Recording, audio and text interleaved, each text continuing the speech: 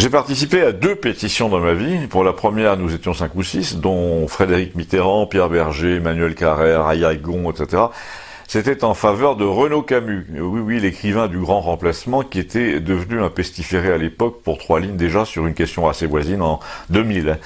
Et la deuxième pétition, là, c'est tout récent, c'est pour exiger du gouvernement qu'il tienne compte de l'avis du peuple avant de vendre Aéroports de Paris à la finance étrangère. Mais là, c'est pas 4 personnes, c'est 4 millions qu'il faudrait, qui sont nécessaires et qui doivent passer par un site internet pour le faire.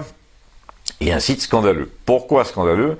Eh bien parce que très mal programmé, tout exprès, ça c'est beaucoup dit, c'est facile à vérifier, et je l'ai fait.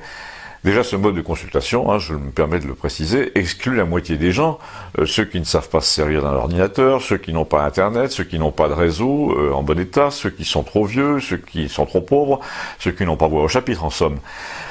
Et donc ensuite, si vous êtes abonné à Internet, avec un réseau qui marche, identifiable, avec votre carte d'électeur, et ni trop vieux, ni trop empoté, ni trop analphabète, vous allez sur le site référendumintérieur.gouv, et là vous tombez sur un truc programmé exprès n'importe comment, avec une faute d'orthographe d'ailleurs, et où, par exemple, vous ne pouvez pas écrire le nom de votre commune de rattachement dans la case prévue à cet effet, parce que le programme ne la reconnaît pas, tout simplement. Ne le reconnaît pas, ce nom. Vous avez beau mettre des tirets, pas de tirets, etc., la commune n'est pas reconnue, mais alors qu'elle est dans la liste, et vous êtes sûr d'être inscrit électoralement dedans. On vous dit passez votre souris sur la case, vous aurez des propositions de noms en fonction de ce que vous avez tapé, mais vous avez beau passer et repasser la souris, rien du tout. Vous allez sur un autre consultateur Firefox, Chrome, vous allez même sur Internet Explorer, c'est vous dire le niveau de désespoir, eh ben non, rien non plus. On vous dit, pour faciliter votre démarche, vous pouvez prendre connaissance des bulles d'aide en plaçant la souris sur la case à remplir.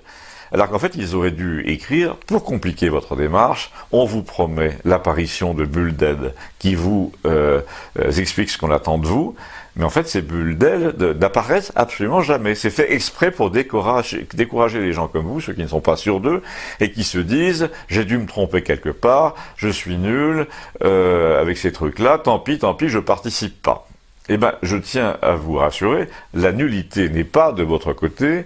Nous avons là affaire à 1 ou 2 ou 5 programmeurs d'État fonctionnaires, qui ont le culot d'imprimer la mention tout droit réservé ministère de l'Intérieur, et qui n'ont pas le niveau BTS en programmation. Mais nous sommes surtout en présence d'un formulaire d'une seule page destiné à plus de 10 millions de personnes au bas mot et pour lequel il n'y a même pas eu de relecture, sans parler du fait que si vous ne pouvez pas remplir la case « Quelle est votre commune ?», votre envoi du formulaire, qu'il s'agisse de voter ou d'obtenir un récépissé, devient strictement impossible. Et c'est là le but qu'ils recherchent. Au début, j'y croyais pas, je me disais comme tout le monde, ceux qui disent ça sont quand même des complotistes.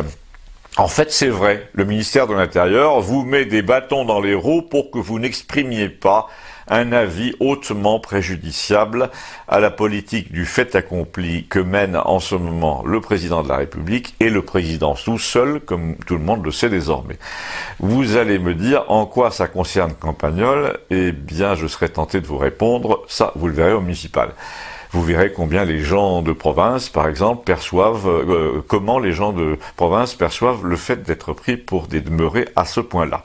En attendant, la France qui proteste tous les samedis serait bien inspirée de mettre en tête de cortège une banderole dénonçant le scandale d'État des programmeurs du ministère de l'Intérieur et d'expliquer aux télés du monde entier en quoi le gouvernement se fout de nous avec son site internet. Abonnez-vous, merci.